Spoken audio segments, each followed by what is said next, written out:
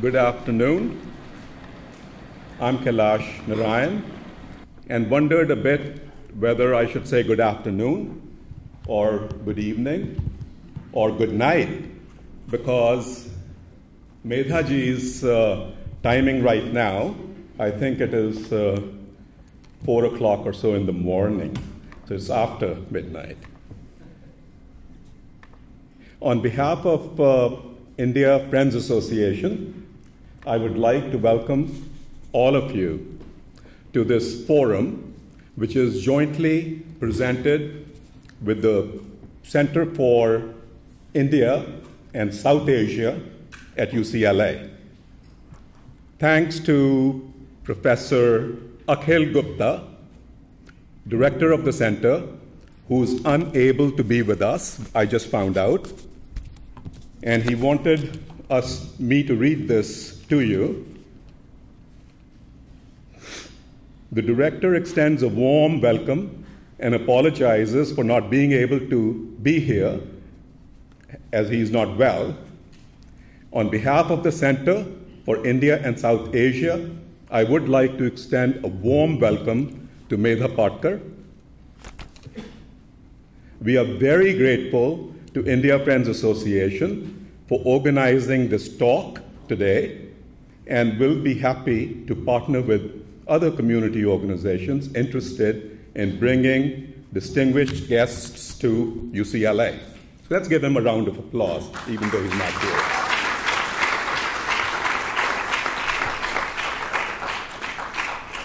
IFA is a nonprofit organization based in Southern California. Its mission is simple. It is to help empower the underprivileged all across India. During the past more than 20 years, it has been supporting individuals, activists, and grassroots organizations that are working on problems, solving problems entrenched in India. Problems like corruption and urban migration. I think one of the fellows in the video clip mentioned a lot of this stuff. We have also been providing fellowships to distinguished activists who are helping ensuring that government schemes like the National Rural Employment Guarantee Act, the NREGA, are implemented effectively. There's lots of money available. So the key is effective implementation. And that's being done by a lot of our fellows with the help of RTI, the Right to Information Act. Now, how do we make all this possible? There's a fundraiser in the spring of every year. It's called Archana. The 20th Archana is scheduled for April 19th, 2014, a Saturday.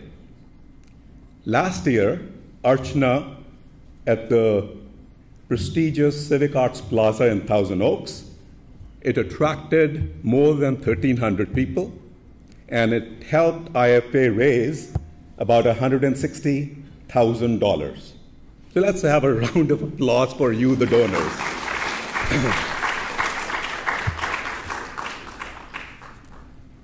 Now, the goal of this forum, it is basically to create awareness. It is to grow the network of supporters in the US and to facilitate distinguished champions. I want to see her face. Distinguished champions like her, bringing them here, providing them opportunities to interact with us, with you, to talk about the opportunities and the challenges that they are facing. Now, I would at this stage ask Prithvi to come and introduce today's topic, which in and of itself is very interesting, but more importantly, to introduce the speaker.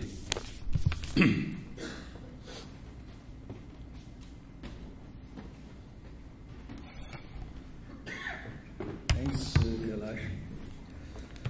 Good afternoon. I will stick to good afternoon. I'm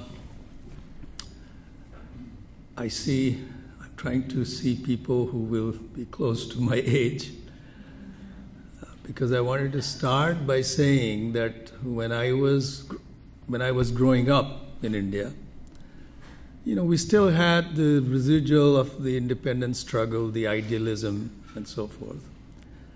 And the idea that the political process, it is through government that we are able to solve our problems, was very much in vogue at that time. That's how we felt. And, we're eradicating poverty, spreading education, taking the country forward in general was the task of the government. And some things did happen. But then the political parties, the governments became preoccupied with preserving themselves, their privileges, and so forth. And this belief gradually became an illusion. Liberalization, globalization, free trade, growth, these terms that the West puts out periodically in this process that began 500 years ago in order for world domination or a loot, I would like to call it. We got bogged down with these ideas. And the idea of India, which was articulated by Gandhi, Ambedkar, and many other people in the freedom struggle, got somehow lost. Now, what happened was that the role of the government in enhancing and ensuring the wealth of the few actually increased, but the role of the government in ensuring some minimum level of social security got progressively diminished, delegitimized. And great emphasis was put on the social movements. The NGO phenomenon took birth, and over the next 2, 3, 4 decades became became a very large sector of our society. The NGO movement, in a sense, co-opted the spirit of volunteerism and resistance to a very large extent. And the heroic struggles of people, the sacrifices that people made, really did not result in much gains that we can see today.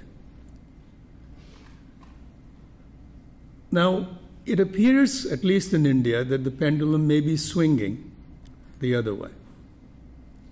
The political process is again in the vogue. The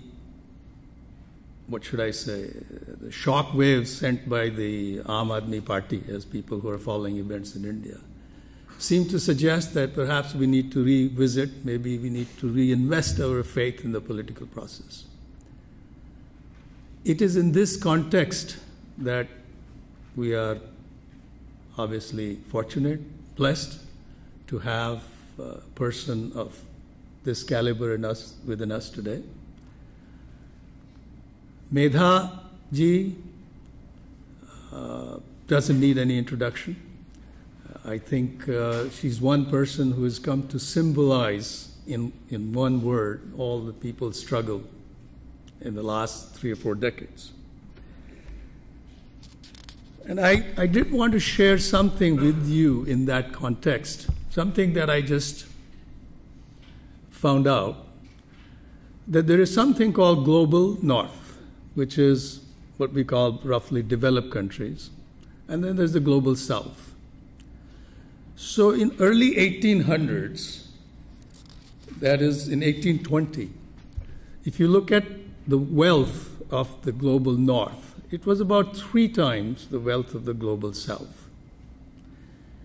In 1950, which is the peak of colonization, when the colonies were breaking up, the ratio had increased to 35 to 1. Then, of course, everybody got liberated. Independence came. In 1992, the ratio had gone up to 72 to 1. And then freedom and entrepreneurship broke out. And in 2010, the ratio is 167 to 1. That's just a fact of life, which puts in perspective what we're talking about, global poverty. Now, let me, as I said, Medhaji doesn't need an introduction, but nonetheless, born in a family of social activists, she used her excellent academic credentials to pursue a career in social sciences.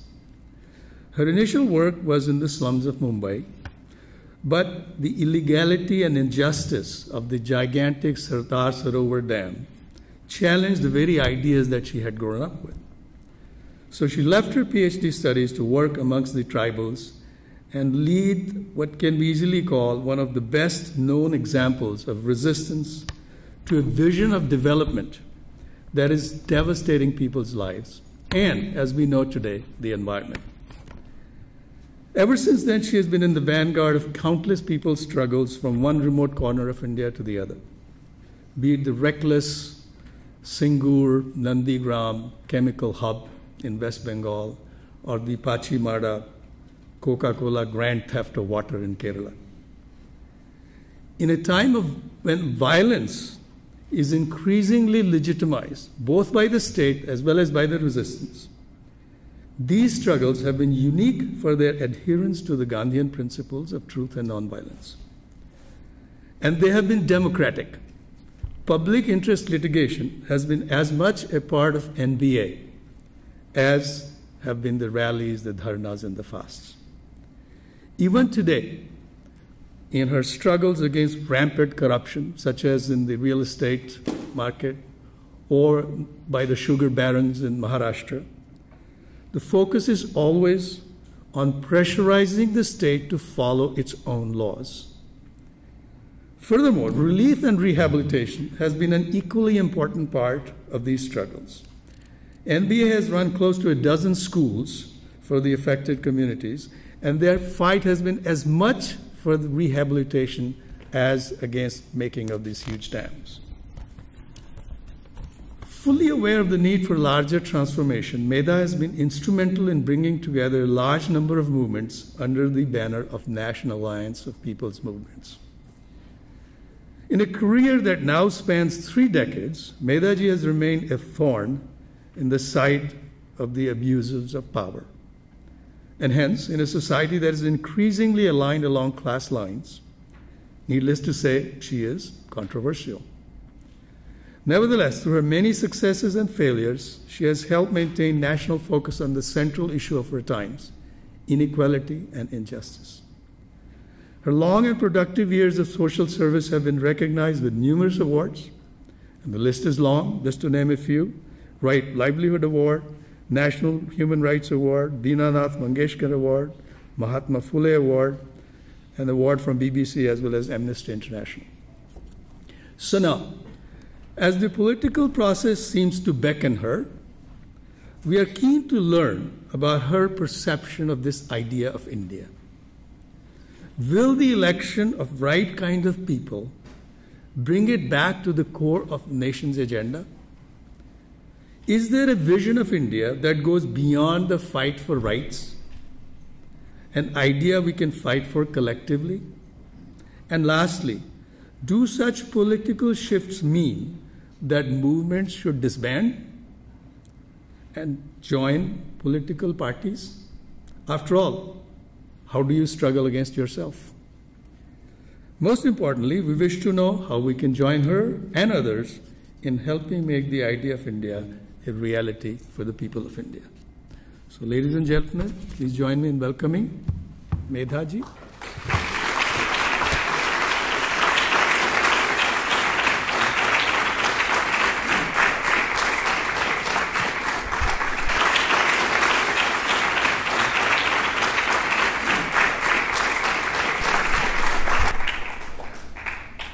Respected respected friends of India and friends and participants and supporters of the India Friends Association.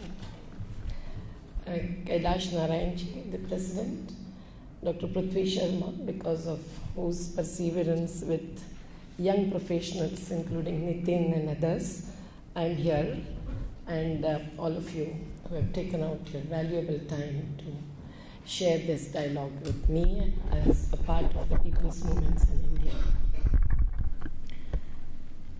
Idea of India, a great theme that it is. I know very well that many of you who come from India have your own ideas of what India is and what India is not. And yet I believe that the ideology of how to take India ahead, to what goals, through what processes, through what kind of democratic structures and institutions, and with whom, with whose support, with whose resources, with whose visions. Those are the questions which define any country's economics, politics, and also the social fabric and its psyche as well. And these are the questions which are being raised within India, in the nook and corner of India, let me tell you, by those who are not so known to this part of the world, and those who share their life, a part and parcel of their life, not just their livelihood, with these struggles which they initiate, they take forward, they strengthen, they are a part of. And these struggles are not just resistances, as they are more often called in this part of the world than in India. These are, in a way, raising questions, as I said, but also promoting certain paradigms, certain lifestyles, certain goals, and also kind of democracy that they feel would solve many of their problems. I say it because India, as you very well know, for last more than 6 decades, have been taking its politics and economics forward as one of those Commonwealth countries, but having its own common property resources, as they are called, which are not just properties, which are not just commodities, but which are life-supporting resources, and that is our Commonwealth. It has been taking it forward with an oath that is taken with every single representative's hands on the Indian Constitution. And Dr. Babasaheb Ambedkar to Rajendra Prasad Babu and all of them, Sardar Patel and Mahatma Gandhi as the father of the nation from behind,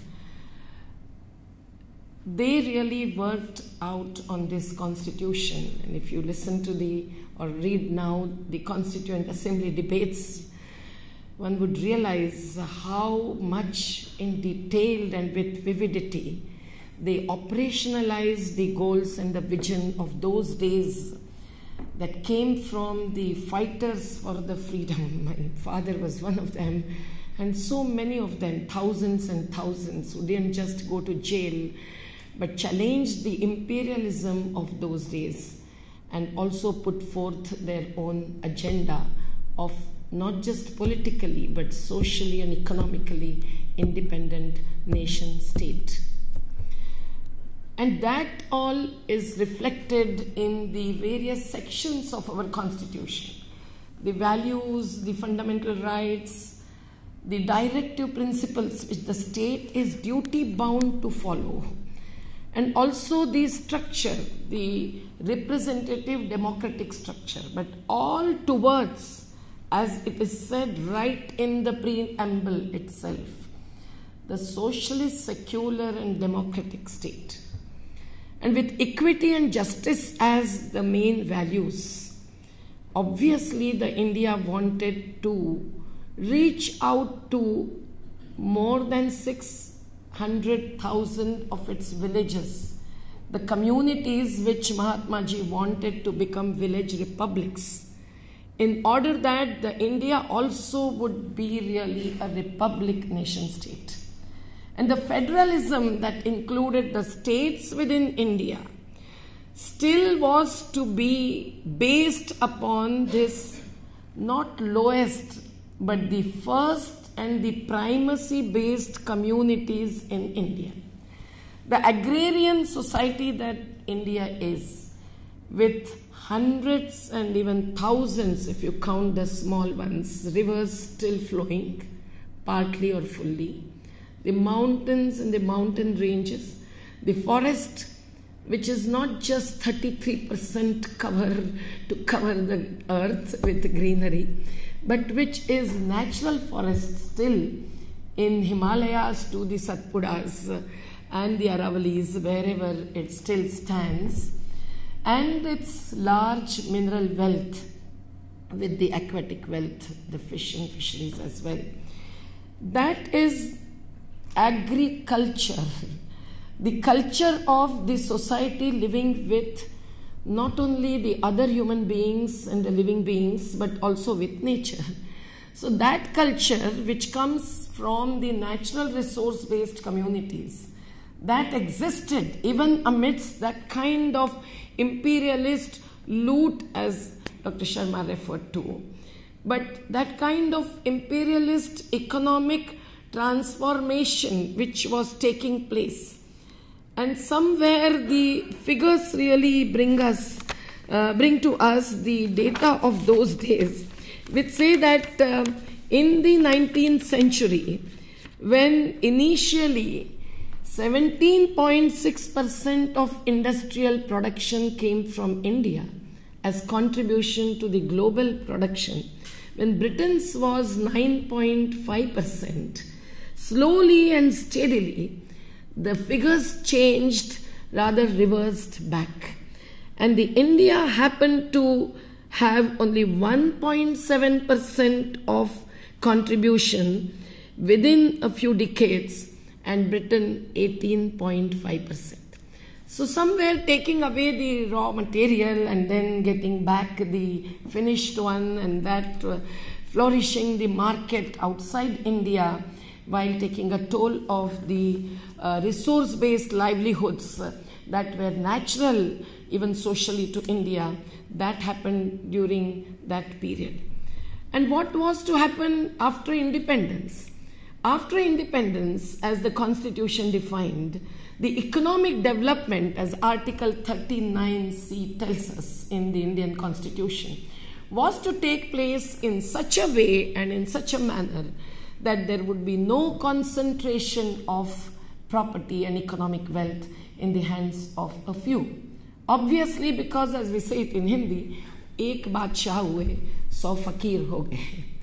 So when there is bountiful resource system and matrix that exists in India, and for that matter, many of the South American countries and also the South Asian countries and so on, those resources were to be utilized, and that is the role of the state. This omnipotent state is obviously expected to not just manage the resources, but harness the resources, and no one can be against that. Harnessing the resources, whether in agriculture or in industrialization, would mean that one can transform one resource into another, water into the irrigation waters and so on, and also the minerals into power, but only to fulfill the basic needs of every citizen of the country. Has that happened in India till date? The answer is unfortunately no. And why is so?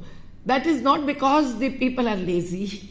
That's not because the people are not wanting to participate in this whole exercise of harnessing resources and distributing the resources or the benefits to services that come all out of resources. And resources don't just include natural resources, but also the human power. and not as commodities, but the human beings as citizens and the contributors. There are so many of them, not less than 121 crores today. It can be a population blast, as can be seen, but it can also be seen as a strength and a human power, and then I referred to that deliberately. It is therefore a question still as to why is there such a situation in India where after so many decades the right to food is to be taken as an agenda for a new enactment. Why is right to education as a new act is to be promoted? Why should the Adivasis, the indigenous people, Adivasis, the original inhabitants who have been living in and with forest, not selling those, not killing those, obviously, because if you open a map of India, forest is only where the Adivasis live and stay till date, and not in any part of the country which is metropolis or a megalopolis today. Why did they have to be granted, at least on paper, the process is still on and very much falling behind the targets, the rights to that very forest which they lived with, along with the wildlife and the other living beings, as communities where the, in a way, more truthful democracies exist till date? These are the questions which we need to be answering in order to find out as to why during these decades we could not even give the basic rights to the basic original inhabitants of India. And the answer is that there was never the kind of democratic planning that was visualized by the forefathers of the Constitution coming in. It was always centralization that was the focus and the principle that was followed in both economics as well as politics. And economics, for that matter, based on these natural resources, had to certainly not only value those resources in the market terms, but still use those invaluable resources in order to create products to benefits. Water, for example, if that is to be harnessed, what should be the basic unit?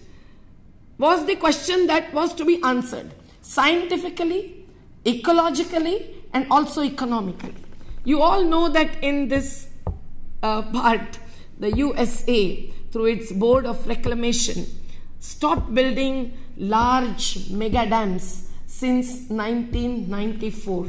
And that declaration that came from Bureau of Reclamation, Daniel Bird was the chief of the Bureau of Reclamation, who presented his viewpoint to us when I was a commissioner on the World Commission on Dams, and looking at the dams across the world in every continent and subcontinent. And he said that the main reason was economics and not ecology. And obviously because that huge, enormous wealth in the form of water, which is associated with land, if that is to be harnessed, no one can approve finishing off that capital and not just taking away the interest that generations can live with. So in India, where there were umpteen number of practices which were sustainable and equitable, of course there was also the casteist deprivation of the so-called lower castes by the so-called upper castes, and those problems were not to be denied. But the utilization of land and water resources in the agrarian kind of economy and the resource matrix that is of India, it was absolutely necessary that they would start with the smallest unit possible, the micro unit, and then come to the macro ones. The mini and the micro watersheds, as they are now very well known, those were to be the units. Every single farm was to be tapped, and the water inside was also to be stored. But if it was to be stored in the huge reservoir underneath, in the groundwater reservoir, that required a kind of participatory mechanism, the right kind of technology, and also the process.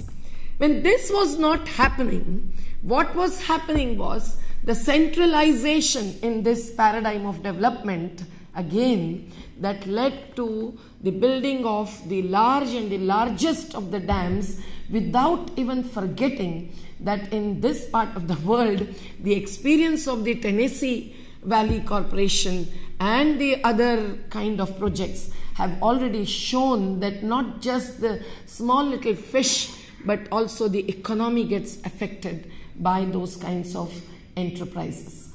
And yet in India, they went on and on and on. And where are we today? We have destroyed the large number of riverine communities. We never gave them the rights to really question the plans that were imposed from the top. They lost not just the water and their right and access to river, but they lost the best of the land where the civilizations grew, as everyone knows from the human history. And so those prime agricultural and horticultural lands and everything attached to land was not just taken over by the omnipotent state, but also was transformed. The land could not be that got destroyed, but the water was transformed, and to whom? Without even satiating the thirst of the people in the riverine communities living on the banks of the river, it went to the other extreme, but not necessarily to the drought-prone areas. The Bhakra Nangal, the largest and the first of the large dams, which Pandit Jawaharlal Nehru first called as the temple of modern India, but changed his own quote within 3 years then, 1955 and 1958, and refer to Nehru's memoirs, and you would come to know that he said that what we require is not the disease of giganticism, but we require to follow a decentralized way of land and water management. No doubt he had come from then China and had looked at the small hydel projects, but that was appropriate for India too, and hence that was to be followed, but unfortunately it was not. Because it is not just giganticism, it is the giant exercises which fulfill certain interests. Vested interests, if we can call them, I would be termed as responsible for polarization. Without having referred to that, when we destroy one part of the river valley, do we really take through inter-river basin transfer the water to the right kind of population and the most needy amongst them, is the question that India is answering today. Today, when we face the drought and water cycle and the flood cycle in almost every single river, we realize that we cannot go backward in any case, but we at least should move forward. And we then come to the postmodern or the most modern technology in the water sector, which has to be our idea of India's water management. And that's possible. In the valley of Narmada, in the valley of Krishna, Kaveri, Godavari, Brahmaputra, Periyar, there are thousands of these watersheds. And what does it mean? The water that comes into a certain ecological resource unit, and that can be stored. And no one is against storing of water.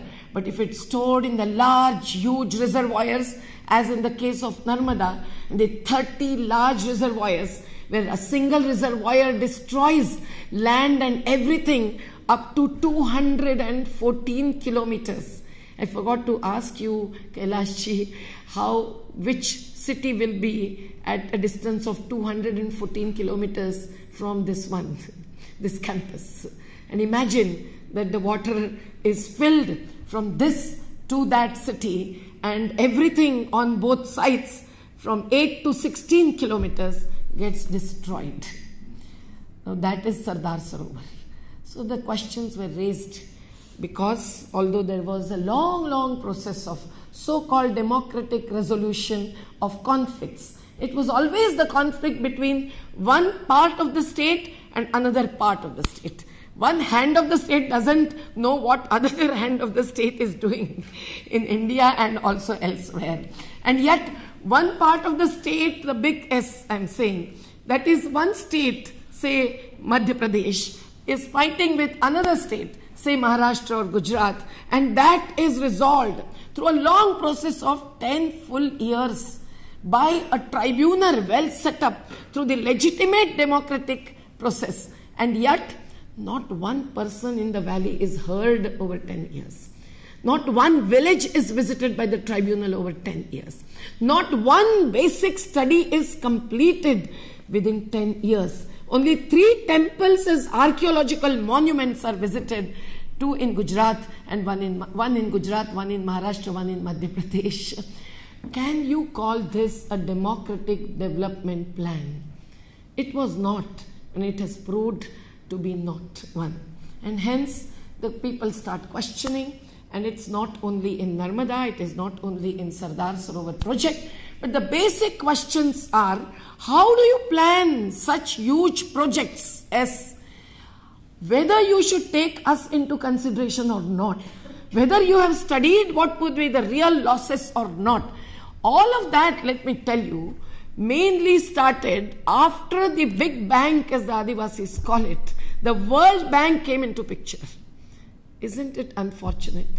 The World Bank, starting with a small amount of budget as the grants coming from them, loans really, with the soft loans, although those were, they issued a long list of projectized studies which were to be carried out. And still, those were not carried out, even when the Indian government, under the law of the land, gave the first sanction as only a conditional clearance. And conditional clearance that goes on and on and on. Where does it take that whole exercise? You must know. It has taken it to 122 meters high, large dam that can flood 2.5 lakh, 100,000 of people in that single valley with the single dam, and so is the next dam, killing 61 densely populated communities as Maheshwar Dam, and 36 again populated community by the Omkareshwar Dam, so on and so forth. Whatever is already built has destroyed, and hence we challenge the paradigm, and we continue to challenge it till date. Obviously, when the benefits also have not reached the other end, as the Muhammad Tughlaq had tried to take the capital to the other extreme, but many people died on the way, the water also was diverted to the cities and the industries which was not in the original plan, or which was less in the original plan. And since the drought to be resolved at the other end of that inter-river basin transfer is remained to be undertaken and achieved. So this is the situation. When displacement becomes the issue, it is also said easier than done that, oh, if rehabilitation comes through, then what is your problem? The people fight and fight and fight for rehabilitation, which is not just giving an alternative piece of land. When their farms, their farmlands, their fisheries, their what do you call it, the khet and the khalihan, you understand it, and everything attached to that land, their relationships, the social and economic, their own political institutions, if everything gets lost, then what comes through the state to them? It is always cash compensation higher and higher. So we challenge this, and the mining to the megacities, where the displacement is beyond bounds, is challenged by obviously those who get affected, not those who get benefited. But the benefited ones also challenge the situation and the projects when they do not get the promised benefits, and then the both come together. This is today the situation in Gujarat to some extent, where the Kachis have to fight the battle in the courts, the highest court, and still cannot get justice because it is left to the executive. So what is the role of the state in this situation?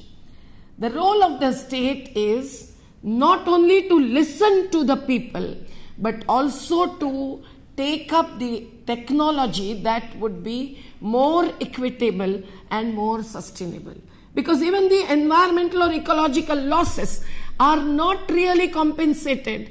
Umpteen number of projects and crores of rupees are spent, not only in Narmada, in various projects where they claim that they would compensate the natural forests which are gone, they would compensate the fisheries, they would compensate and they would also protect the land which would be benefited if only the irrigation reaches, but water logging and salinization does not occur.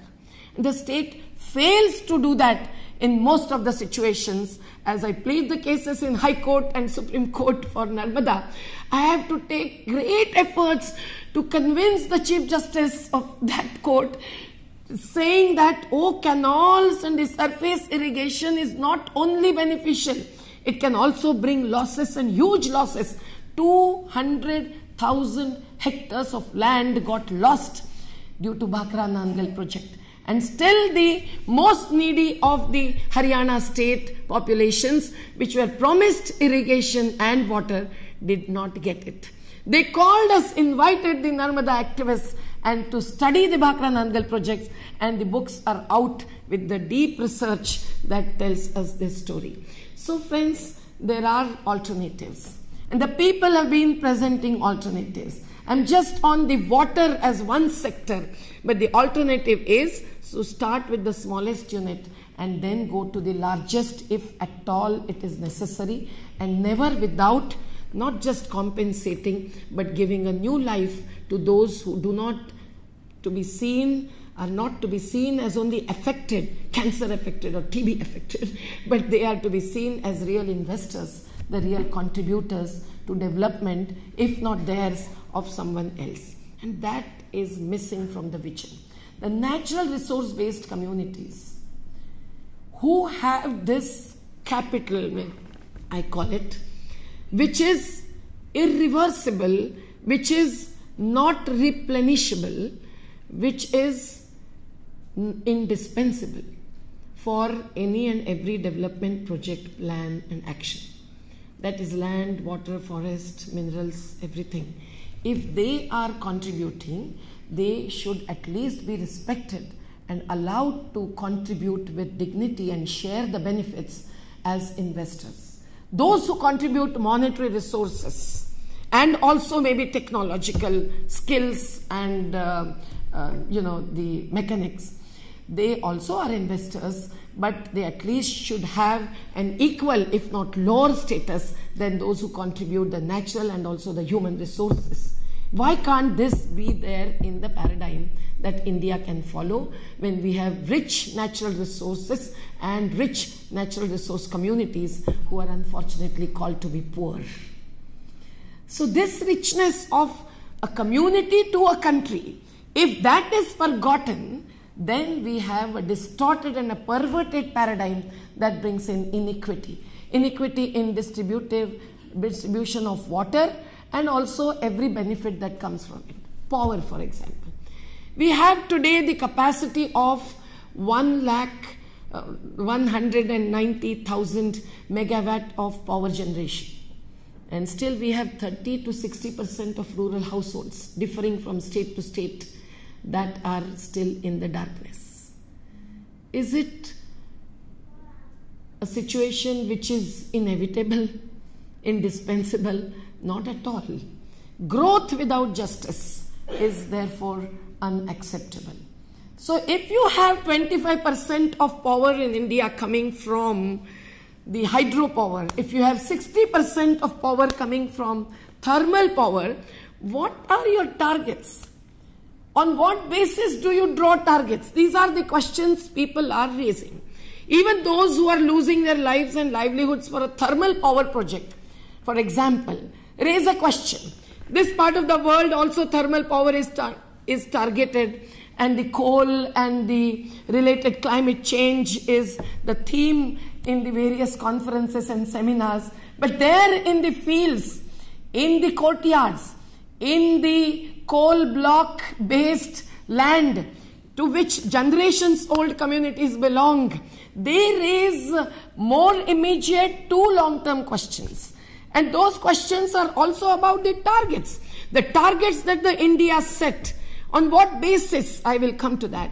But the target is 800,000 megawatt of electricity generation, power generation, as per the energy policy. And out of that, if 500,000 megawatt is to be thermal power, right today on this date, they have either sanctioned or brought onto the drawing board thermal power projects alone worth 700,000 megawatts. So targets which are not really achieved are set and the projects pushed ahead in the name of development, obviously, in the name of progress. But on what grounds? The energy intensivity of certain sectors and certain sections of population is never challenged because someone pays the cost and someone benefits. Never do we challenge even 30 to 40% of the transmission and distribution losses in the same sector.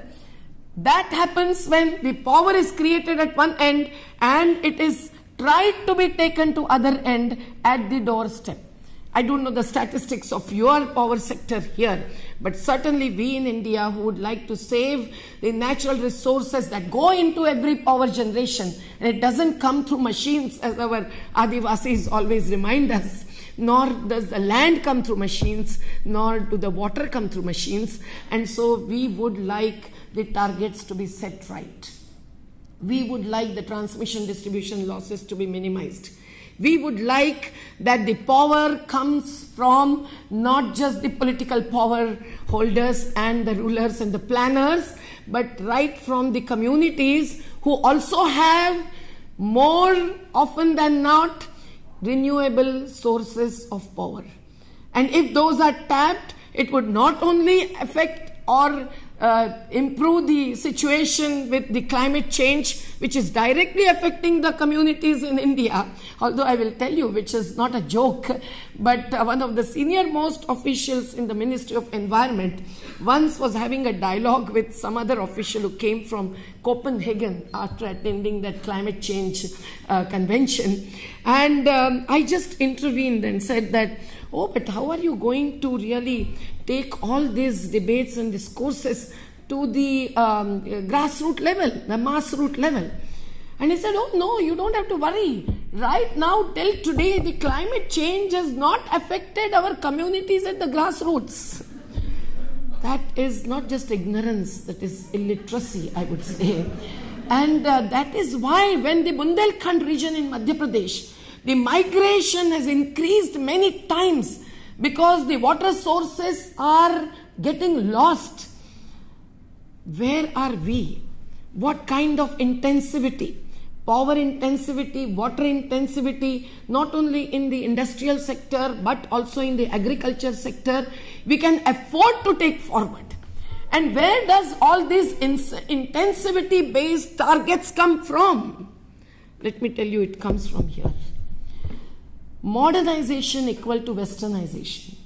Modernization equal to urbanization and industrialization is a kind of facade that has affected the truly democratic, truly sustainable and truly equitable paradigm of development and also our visions. And this is true whether you accept it or not today. You would realize it if we go down to the communities and also come to the metropolis in India, where the face is changing, but the culture also is. And where number of benefits that are removing the drudgery, not necessarily of the Dalit landless woman till date, not necessarily of the 96% of our working class who belong to the unprotected with no pension, no provident fund, nothing. But at least the drudgery of the upper class and the middle class women through the machines and all equipments coming forth.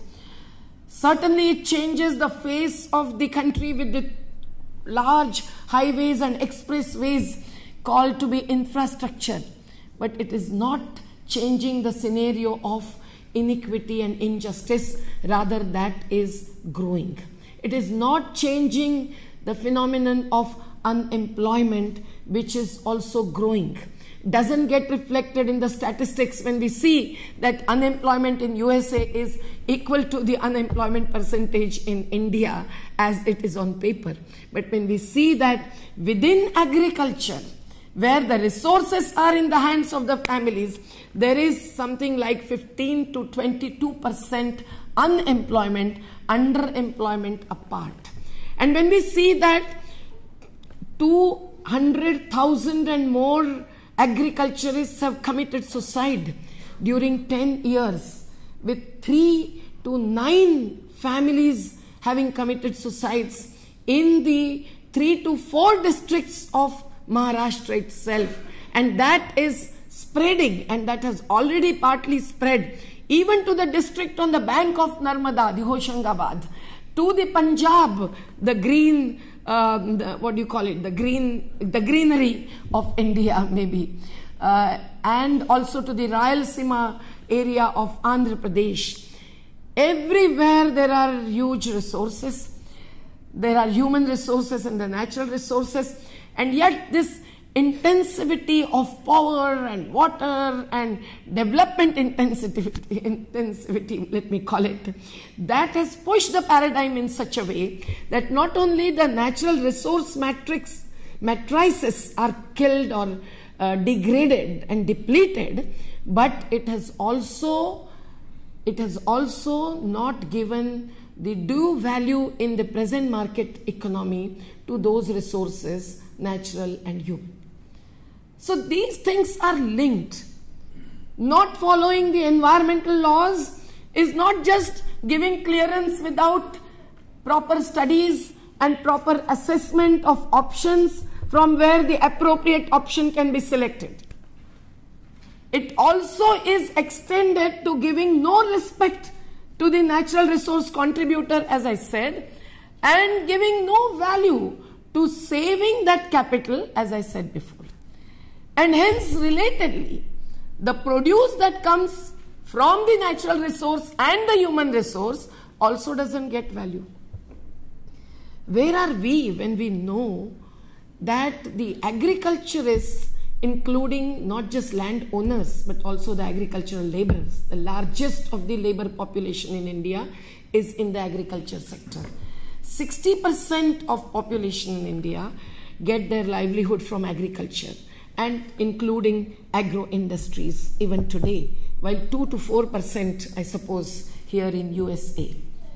So when they can be self-reliant, if at all their produce is to feed themselves, and if their produce gets the due value, with which they can also get something that is not produced in their fields, their clothes and their utensils, why should they commit suicide? Are they happily indebted? Are they happy to get more and more debts as the country's rulers are? No, they are indebted because they do not get the due value. And so this is true about not just the agriculturists, all natural resource communities, including the fish workers and also the human contributors, the laborers. And so remind you again that 96% of India's working class is without the protective social and economic security measures. The politicians and the planners are ignoring this. The struggles have taken it forward, this issue and that issue, to get policies and enactments such as I said, the Forest Rights Act, which gives the community first right, at least the Adivasi communities and the non-Adivasi, if they have been staying there since 3 generations. How many of you have been here since 3 generations? And how many of the immigrants are desiring the citizenship within a decade or even less than that? And they have to prove themselves to show that they have been there for 3 generations, and then they will get the right to that patthar and that kankar, that stone and that mountain, not otherwise. But this demand and this assertion of rights again bring to us to the what is the right paradigm. The right paradigm is that start with that smallest unit and give them not just right to resources, but right to planning itself. That is the true politics, democratic politics, and that can bring in the truly equitable economics as well. And this is absolutely not impossible. This can be with the principle of subsidiarity. Start with the smallest and then go to the larger and larger units. No one is saying that there should be no state, there should be no representation, because with 121 crores population in India, it has to be the representative character of democracy. We don't have an immediate alternative at all levels. But at the lowest level, it need not be through the Pancha Parmeshwar, those 5 persons elected representatives sitting in the panchayat. And that is what the Indian Constitution has now said. Since 1992-93, the Article 243, the 73rd, 74th Amendment of the Constitution, brought this into it. The Grama Sabhas, the community itself, with women, with the Dalits, beyond the caste and creed and the gender inequities within, that has to come together to plan its own development. And what more beautiful democratic exercise can it be if this takes place? That is possible if the communities are given that due place and primacy. And that is the demand of umpteen number of movements all over India, and also now the Aam Aadmi Party. This was Gandhi's Swaraj. This was Ambedkarji's agenda too. Although it was to counter casteist attitudes to practices, that Baba Saheb had to give a call, leave the villages and come to cities to become anonymous and to get rid of caste. जो जाति नहीं है वो जात होती है, ये समझकर. But Baba Saheb also took up the cause of the community's right to the water tank, the water resource within community, that Mahad agitation in the state of Maharashtra, which I belong to. And that is relevant even today.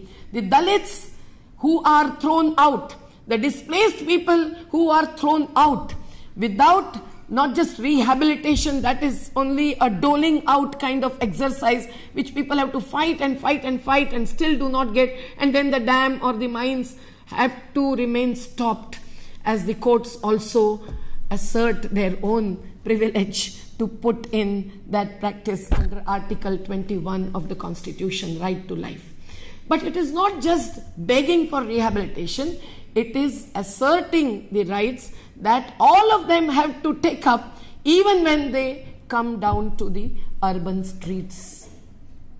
Urban streets, because when 50% of India's population is now to be in cities within next few years by 2020, what would be the scenario?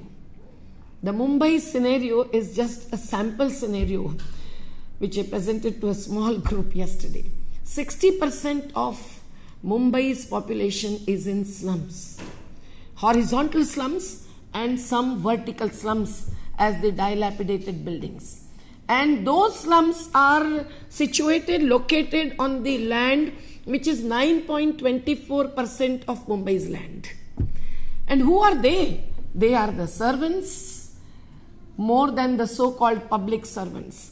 They are contributors, the carpenters, the construction laborers, the drivers, the lowest level of policemen, every one of them, the hawkers, to all those who work in the shops, not those who sit on the cash counters, but who work. They are the producers in every single factory in or out of Mumbai, and so is the situation in every single metropolis. And yet they are in slums. Why? Because no one cares even to give them their housing right. umpteen number of United Nations conventions. I've always presented the matter there, and they always say economic, social and cultural rights, so on and so forth.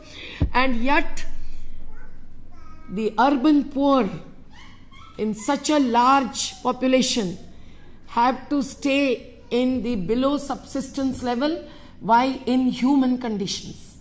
When the slums are not even recognized as slums, they are treated as illegal encroachers and whatnot. And hence, when we undertake the exercise to look at the policies, we again suggest an alternative. In Mumbai, we suggested an alternative plan for housing that can come to 1 crore people within a few years at the cost of only 45,000 crores as we had worked out just a few years ago. And today it can be 55,000 crores, let us say. That is the cost of the huge infrastructure that is needed to save 15 minutes time for going from one city to another, so on and so forth. And that is, of course, is required if the cars have to run, and the present new cars, that Ferrari or the other cars, which one of the judges referred to. When we dug out the whole land situation in not only Mumbai but overall, you won't believe that 30,000 acres of land in Mumbai is in the hands of at the most 30 to 50 persons to institutions, media houses, corporate houses, so on and so forth. Land worth 1100,000 square meters is given away at the cheapest rate of 1 rupee to 10 rupee per year as the lease rent, and lease even for 99 years. Land is given to one of the largest builders at the rate of 40 paise per acre. And so the people are without houses. All those who are building houses cannot have a house to stay with their aged and the children that very night, to be able to attain their duty and services with a salam at 8 o'clock in the next day morning. Can this not be changed? The alternatives and the options are umpteen number of them. This TINA kind of principle, there is no alternative, is absolutely nonsensible. If you have to take them together, your own servants, your own domestic workers, your own construction laborers who build the houses and then get disappeared, if they attempt to peep in, they will be prosecuted, so on and so forth. Then it is possible. It is possible by changing the housing policy and changing the land use planning. But the other way around, it is being changed. It is not changed in such a way that the migration would be stopped. No doubt that is also the basic requirement. But that will happen if you have decentralized development in every nook and corner. Otherwise, if you have droughts and floods, if you have displacement in the name of development, what would happen?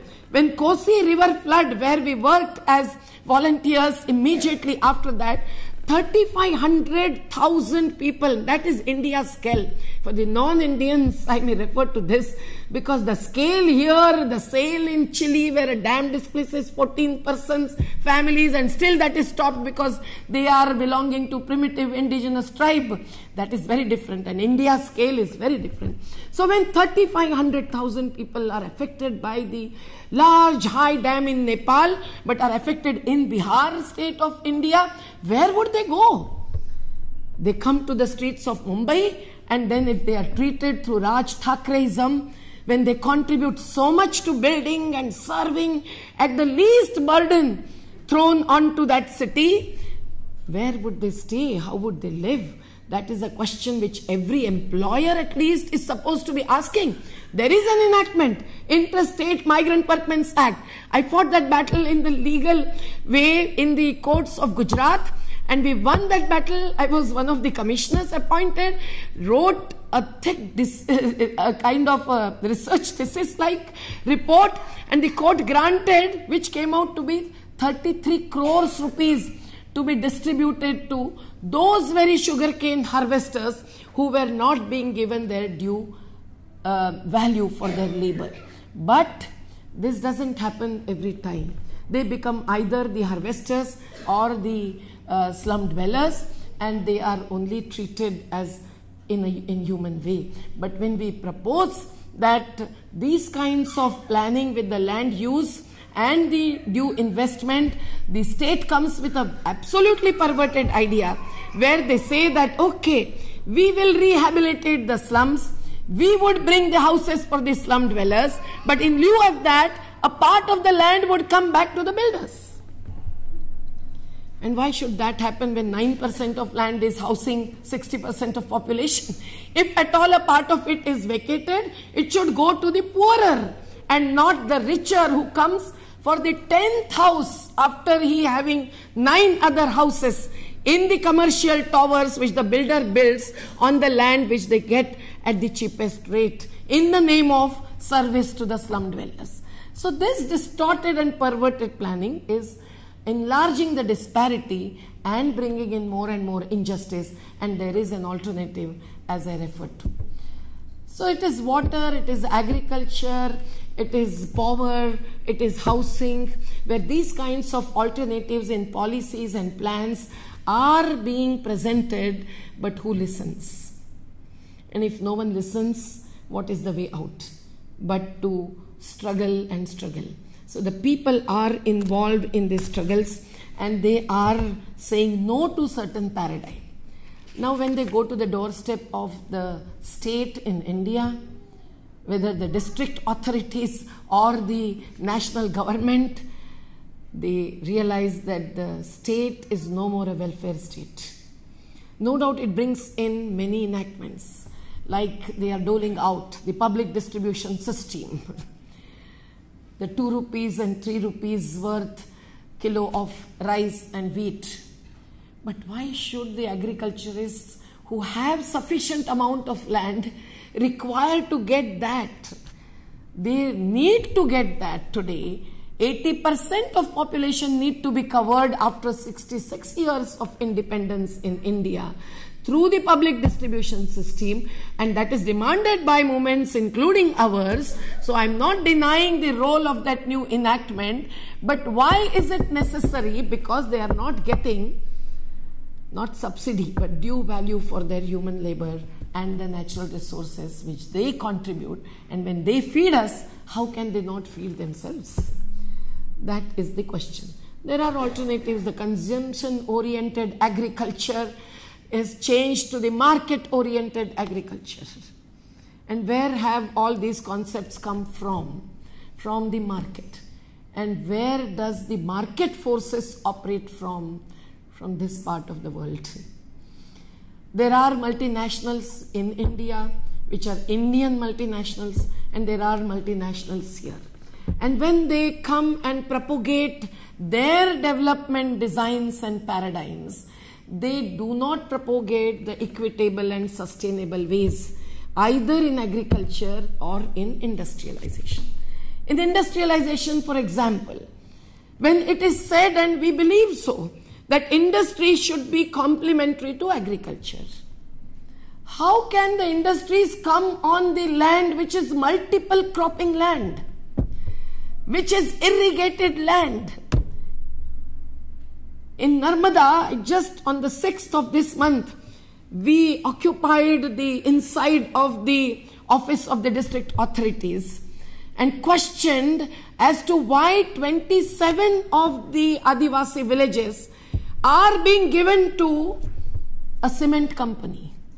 Those are the villages which started getting irrigation from another dam in Narmada Valley at the cost of 19 other Adivasi villages who were displaced, whose land got drowned and finished, and 27 of these villages got irrigation just 3 years back.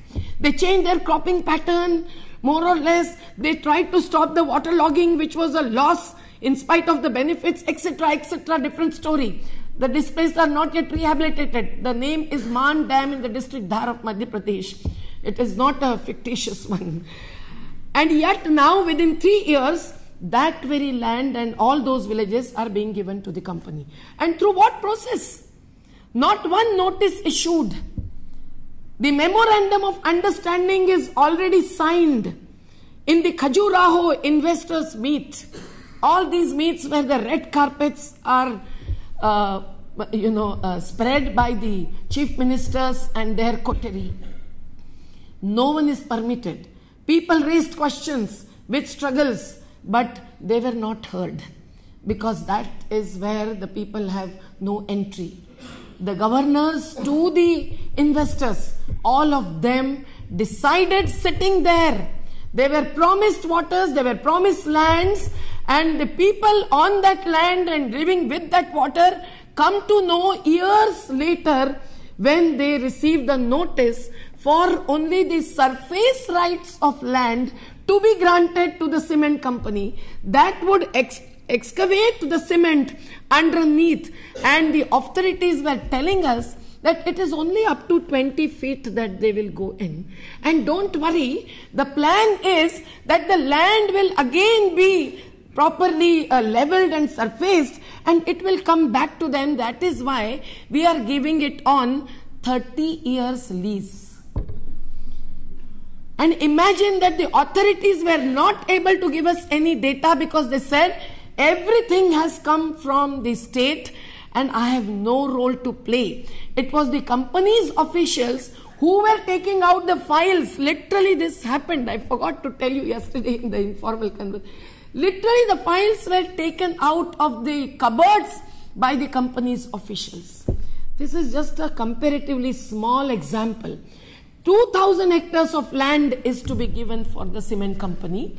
Only notices issued are for 105 hectares, and when 800 Adivasis with us occupied that and compelled them to enter into dialogue, then this truthful data comes forth. And the people say no, because there is an act itself existing that without the Adivasi community's consent, the land acquisition cannot be taken forward. So as rightly said by Dr. Sharma, insisting that at least the laws of the land should be implemented requires a big and a perseverant struggle in every part of India. And why is so? Again, the answer goes back to the forces which are operating. Powerful that we are as movements, the forces which are operating are not only beyond movements, but those are also beyond country. There are the international financial institutions which are coming in. There are these corporations which are coming in. The Indian partners of theirs are at the forefront. They want even profits, but how vulgar profits? There are no limits.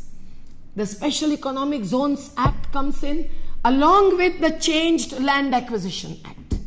The Changed Land Acquisition Act, for the first time due to struggles, kills the British legacy under which the 1894 Act was used till 31st December 2013 to take over the land and everything attached to land.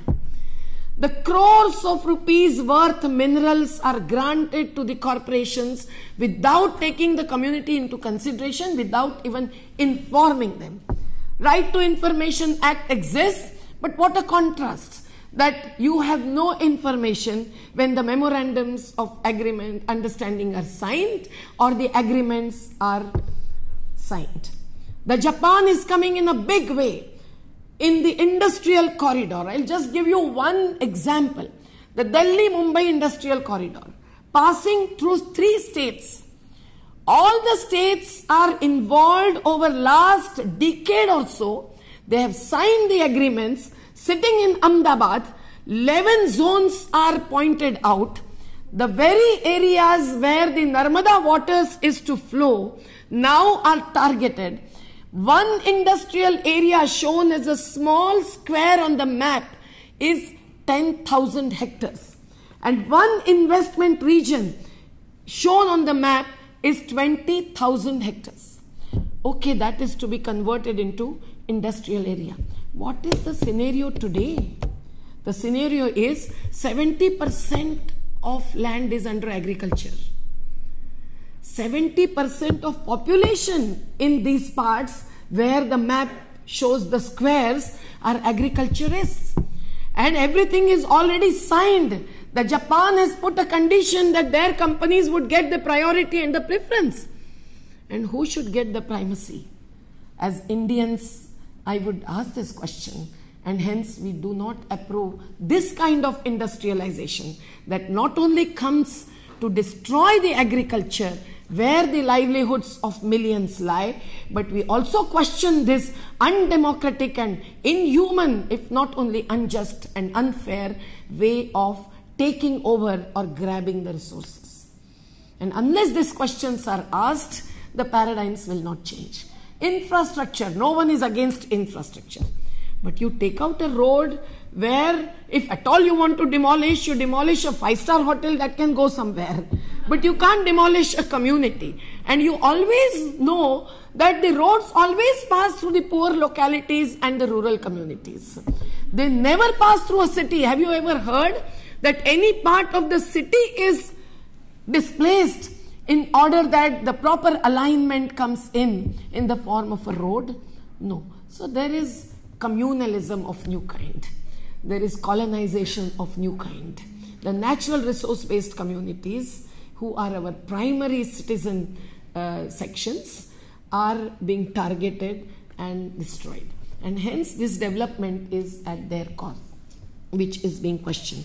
The state is changing because also the partnership that our politicians are engaged in. The politicians' bureaucrat nexus is there since decades, and the India has accepted in a way the same kind of framework without following what Gandhiji was insisting upon. It was a Nehruvian framework, a Nehruvian model, but today it is the model of globalization and liberalization. Liberty, yes, we are all for, but liberty of someone at the cost of others is no liberty. And liberal to whom? Should it be to those who are considerably disadvantaged in whatever system is being followed, or liberal to those who are advantaged and privileged by the same system and its doling outs? When the corporates get huge amount of subsidy, within 5 years of planning worth 100,000 crores. This is the data. Read P. Sainath and all his articles, or wait to see what comes up on 28th of February through the upcoming budget. Every year we analyze the budgets and we put forth, why is education getting only 3.5%? Why is health getting only 1.9%? Even less than what is being allocated in Sri Lanka and Bangladesh and Pakistan. We are raising the question as to why so much of subsidy to those who are haves, who have even 27-storied bungalows where not even 27 persons live, and who pay the electricity charges worth hundreds of thousands of rupees, lakhs of rupees per month. This huge disparity is because they are getting not just the resources but further concessions. The tax GDP ratio is abysmally low, and that needs to be changed. We have an alternative. Who says there is no alternative? We have the alternative budgets presented. The Arun Kumar from Jawaharlal Nehru University and so many of our kind of organizations are always involved in giving the alternative budget paradigm, and also with definite costs and figures. But that is not listened to. So this SEZ Act grants concession for taxing to the corporates who come on the land of the agriculturists, but immediately being declared as the foreign territories under the Indian Act. All those who come on that land would get concession under the 21 tax laws for 10 to 15 years at least. While if the subsidy goes to the agriculturist to make the fertilizers cheaper and to pay more for the agricultural produce, that is cried halt. Because the World Trade Organization denies that to India, but it does not deny the same subsidy to the United States of America. So they get to the, all kinds of agreements which we analyze thoroughly and present, and then we question. And once a while I went to the WTO doorstep and the police took action. All of that tells us that it is no more within the Indian state, it is no more within the nation state. Somewhere the global forces and the markets is taking a toll. Not only a toll of our land and the resources, but our culture that is based on simplicity and self-reliance. The most important of not just a strategy or a policy, but a value closest to our hearts. And which individual or family will not like to be self-reliant? So what is your idea of self-reliance of a community? What is your idea of self-reliance of a country? Once I was sharing at DIAS in Germany, and Mrs. Brundtland was there. Mrs. Brundtland, who drew that whole ecological agenda for the whole country, and we are proud of it. And since then, the Rio de Janeiro and so many of conferences have really given us that paradigm of sustainable development. And the question there was, it was a North-South dialogue, and 3 former presidents of Germany being present, there was no one from the South except myself. I felt shocked when I reached the conference. Literally, this was the story. And the question that was debated was, what percentage of the GDP from the so-called developed nations should be granted to the countries like India? Because we are developing countries. We are underdeveloped countries. We are in a way begging countries. And our politicians, our statesmen are all out to get more and more and more, if not soft, hard, so on and so forth. The private companies in India are also getting under IFC the World Bank loans. We fought with the World Bank in the Narmada Valley, and it withdrew from the Narmada Valley forever. Why? It's a long story. When we presented before the committee within the US Congress, we realized that the committee that was supposed to be looking after the agriculture and science had no knowledge of what was happening from the big bank, where 20% and more now maybe, that was in 1990s, early 90s, but 20% and more of the bank shares come from this very country. We had to tell them what is the scenario. Every time it is not possible. Every family and community cannot go to Washington and hold their rallies.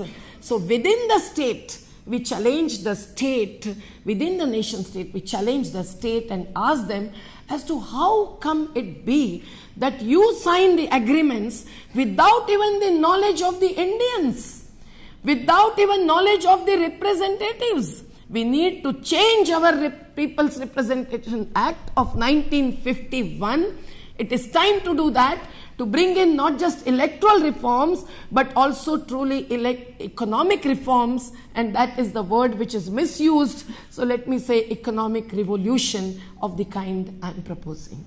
And this is the proposition coming from the various communities, and hence the political intervention.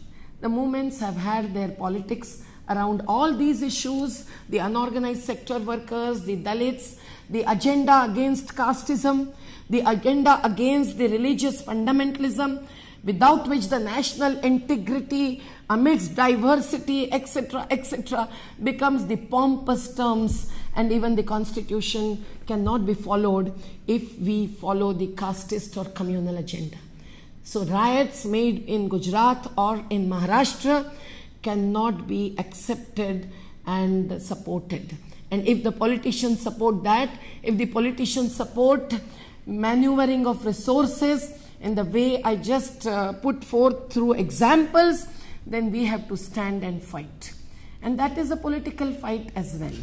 People's politics, movement politics has been fighting corruption.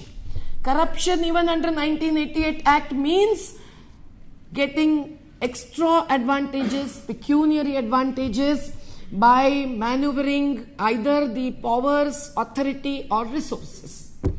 And that is what is happening in the name of development. So we dug out the Adarsha Society scam.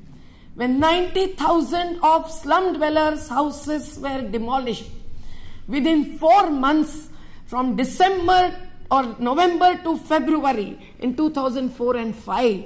And we went there to say that they have a housing right. Where will the women and children go? They are your workers and our workers. How can you just ignore them? They said, oh, you want to Bombay to be converted into a huge slum or what? What is it, Thai? Just think of it. What are they doing? They are gundas. They are chores. They are dacoits, so on and so forth. And you come and see who are living in the slum, as I described earlier, the domestic servants to the producers, guilds of services those are. So we said, okay, if you are calling them illegal occupants, we will show you who the real illegal occupants are. And hence we dug out the Adarsha scam, and then we had to go to the court, and one chief minister had to resign, and so many bureaucrats went to jail, but not one single chief minister who too are involved in the scam.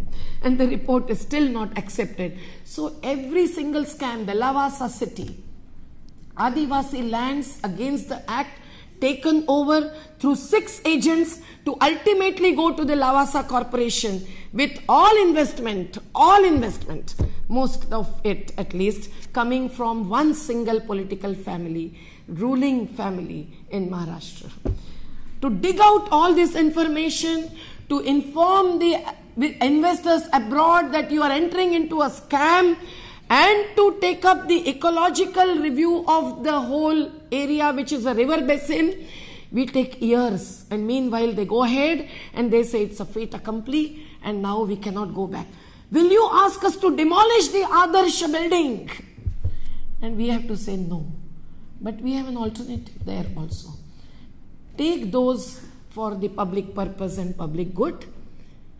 Take away the land which you had given against the Urban Ceiling Act at the rate of 40 paisa per acre to the largest builder in Mumbai, and give it to the slum dwellers. If the buildings are built, hand over at least to the middle class people who can pay the maintenance charges, so on and so forth. But the alternatives are not to be listened to, and hence the politics also is to be challenged. The electoral politics, which has become more and more of ideology-less and value-less, is to be taken by horns. Electoral reforms are a must if the right kind of people have to get entry and that political space. But with the freebies and liquor and money and quintals of silver being distributed, notes for votes, where are we? We were nowhere. The movements could not see any space, and those who tried, the farmers' movement in Maharashtra with Sharad Joshi, the land rights movement in Madhya Pradesh with P.V. Rajgopalan, the Bhopal Gas Pedit organization in Madhya Pradesh, they all failed. And those who were very, very committed to ideology, to vision, etc., also failed, because the manifestos did not and need not have any ideological moorings. And whatever was promised through the political manifestos, unfortunately, unless the act is changed, they will not be bound to the manifestos and their promises, which are more infectious, more,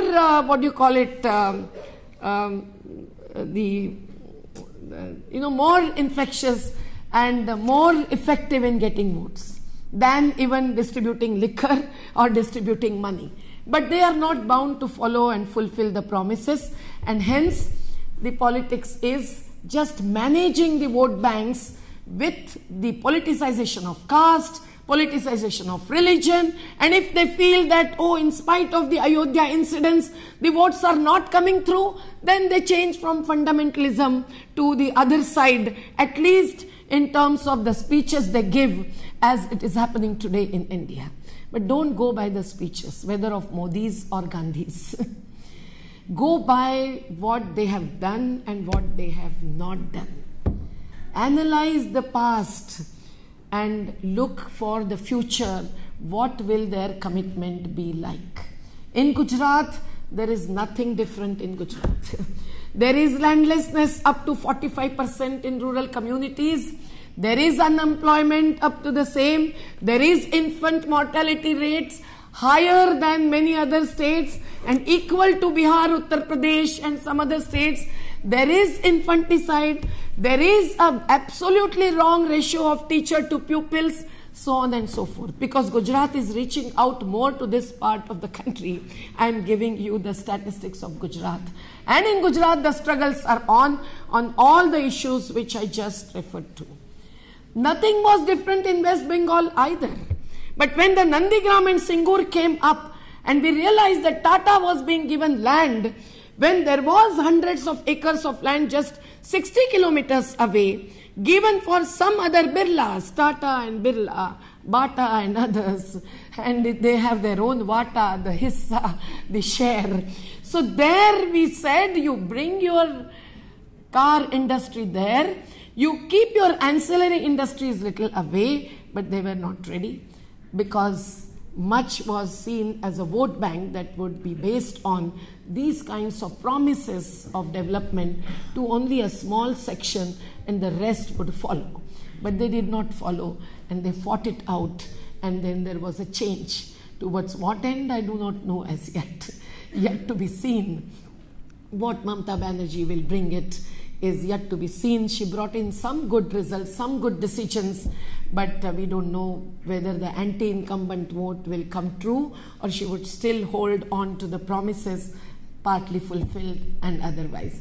So in every state there is a challenge. In Maharashtra there is a challenge. The sugar factories, the cooperative sugar factories are sold out and purchased by the ministers who or whose forefathers established those. Showing 3 crores rupees worth debt, they sold out 300 acres of land worth 300 crores and then confiscated the property, saying that this sale was absolutely inevitable, and then purchased themselves by forming a company in their own name. If at all they translated their Marathi name into English, as Bhujwal translated it to Armstrong Corporation, and then purchased the property worth 300 to 400 crores for 27 crores. We are standing in the Supreme Court because all other courts and the banks rejected our appeals and our struggle against corruption.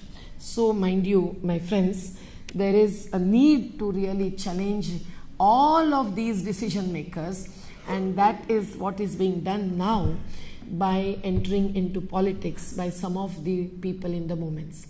But movements must go on. The movements politics has brought in not just enactments but many basic changes. We have not failed, but we want beyond the successes till date to go right into their den and also challenge them, because the global to the local corrupt forces in different forms of corruption otherwise cannot be challenged. When we achieve something, when we save a piece of land, much is destroyed. When we get a good act, much is turned other way round. And so for equity and justice, many movements today are thinking of at least voting for the new party. But they must be clear about gender justice. They must be clear that good governance doesn't mean only replying to an application within 4 days. They must be clear that these are the agendas. Part of the agendas have come to their Sankalpa Patra, their pledge for truth, but the vision document is yet to be out. They have said that contract labor could be made permanent. That is our alternative to resolve the disparity-based situation in the labor sector. They have said that consumption of water could be and should be curtailed, and the water can be given, if not free, at no profit, no loss basis to the common people, the aam admi nahi, aurat bhi, and that is our agenda. If they say that the power companies need to go through audit, we have fought the Tata Power in Delhi through demonstrations, and that is our agenda. Because the huge and the vulgar profits that the power companies, and for that matter the water companies, they are mafias, are earning, is something which is costing the state exchequer while filling the pockets of our politicians. So the politics that we already have had through movements is partly getting transformed. And so if some of the movement activists go inside the parliaments and assemblies, they can be taking up a complementary fight, and that may bring our alternative vision true. And that is our idea of, if not present, future India. I hope that you would all support this. Support doesn't mean only financial support. Narmada Bachao Andolan is not a fellow of IFA and not a fellow of any single global or international organization. But we hope that those who really require support in terms of some financial grants, because they are not as politically targeted as Narmada Bachao Andolan always is. Although we didn't even touch our foreign award money, we are always targeted, fakely defamed, and then we pull them to courts and they lose the cases. And yet the campaign goes on, and it will be much more if we take to electoral politics. I know all of this. And yet I suppose what IFA or what the Aid India kind of group of the NRI students, the young professionals, and some of the very, very unconditional kind of investors into the India's true economics and politics, they are taking forward is empowerment of people. That is most important. Without the movements and without empowerment of people, this kind of dialogue or discourses also will not take us any further. The way our Adivasis, our farmers, our urban poor women fight, you must come and see those. And there are umpteen number of ways you can support them. The IT people, when we do not support the huge land grab by the IT industry in India as well, we are not against IT per se. I do not work on the computers myself, but my colleagues do. I get information. I use that, but selectively. Everyone has to have a limit. There is a limit to growth and there is a limit to injustice. There is a limit to grabbing of resources and misusing of resources. And that comes through the appropriate choices. So support the appropriate choices, support the alternative paradigms, at least in India, because I know many people, yesterday someone said it, I think Rahul Bhai, that I feel guilty when I talk about all this. What is happening around me is not same as what you are proposing. Agreed. So there are contradictions. We all are on a continuum, and yet you have to face the truth and you have to support the truth. That is an agenda of 25th century. Let us look at that. That is agenda of Mahatma Gandhi, who thought of changing the society, not just the development planning process, not just the party or the government. And that needs to be taken forward. So the people who are fighting are also engaged in the reconstructive activities. You just saw this small film, I suppose, on the Jivan Shalas, the life schools of life. As it is, those are schools for life actually, as it is translated by the documentary maker, a young girl. Even those kinds of supportive exercises, if that comes up, go a long way. We built these small micro-hydel projects in Narmada. Some of the students who have turned back to India from this country helped us a great deal. And of course there was a young Indian the alternative energy activist. And he worked. The film that came based on that project, Swadesh, which you might have seen, showed that someone returned from NASA.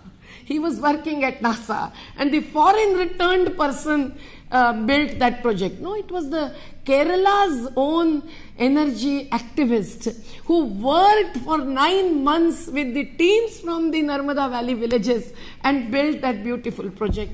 And the Aid India volunteers supported that whole exercise.